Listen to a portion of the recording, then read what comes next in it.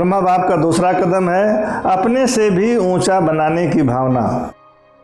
आज जगत में सबसे यही है कि मैं सबसे आगे निकल जाऊं, दूसरा पीछे हो जाए, दूसरा किसी भी तरह से पीछे हो जाए, उसके लिए टांग काटने के लिए हजार तरह के युक्ति रचते रहते हैं। परंतु ब्रह्मा बाप जैसे ब्रह्मा बाप कोई भी कर्म करते सदा अपनी फरिश्ता स्थिति में रहे, देह भान की स्थिति में रहकर कर्म करते ही नहीं थे। इसलिए अंतिम समय भी बाबा ने क्या कहा था कि कर्म भोग पर कर्म योग की विजय हो रही है।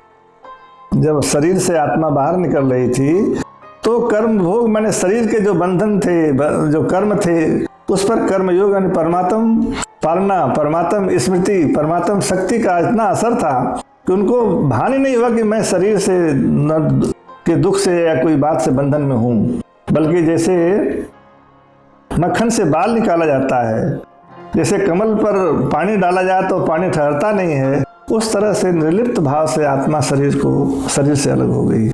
इसलिए संपूर्णता को तुरंत प्राप्त हो गए, सहज रीति से प्राप्त हो गए।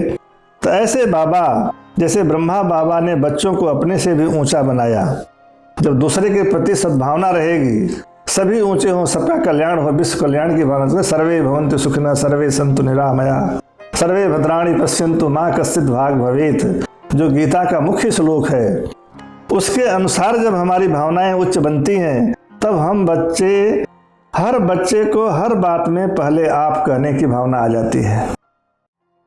रिगार्ड देना ही जीवन का स्वभाव बन जाता है।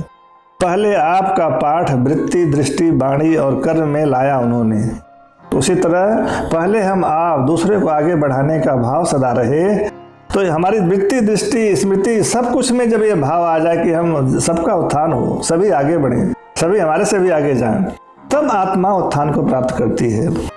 माताओं बहनों को सदा आगे रखा। जिन माताओं बहनों को अबला, पैर की जूती, ताड़न, नागिन, ऐसे बहुत सारे अपशब्दों से उच्चारण किया जाता था, उनको बाबा ने पहले ही शब्दों में कहा, पवित्र नारी ही स्वर्ग का द्वार खोलती है। हर कार्य में उनको आगे रखा। यज्ञ की निमित्त, यज्ञ की इंचार्ज, हेड, संचालिका, मुख्य संचालिका जगदम्बा सरस्वती को बनाया और बहनों की कमेटी बनाकर उनके सामने अपना सब कुछ अर्पित किया।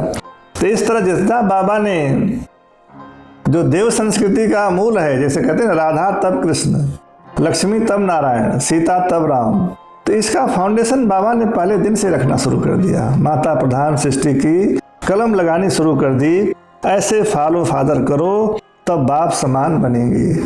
ऐसे जब हम फॉलो फादर करेंगे, माने माता प्रधानता के लिए सदा तत्पर रहेंगे, नारी को सृष्टि का आधार समझ करके उनको उद्धार मूर्त बनाने के लिए सदा तत्पर रहेंगे, तो हम सदा ही आगे बढ़ते जाएंगे। बहनों को आगे रखना ही स्वयं को आगे करना है। बाबा ने इसके लिए कहा है कि जैसे इंजन है, इंजन में ड्राइवर होता है लेकिन गार्ड पीछे होता है, तो गार्ड का महत्व कम नहीं होता, परंतु इंजन आगे है तो आगे तो रखना है उनको। बहनें हर तरह से ढाल बनती हैं, पुरुष की सुरक्षा कवच बनती हैं, आगे बढ़ाने के निमित्त बनती हैं।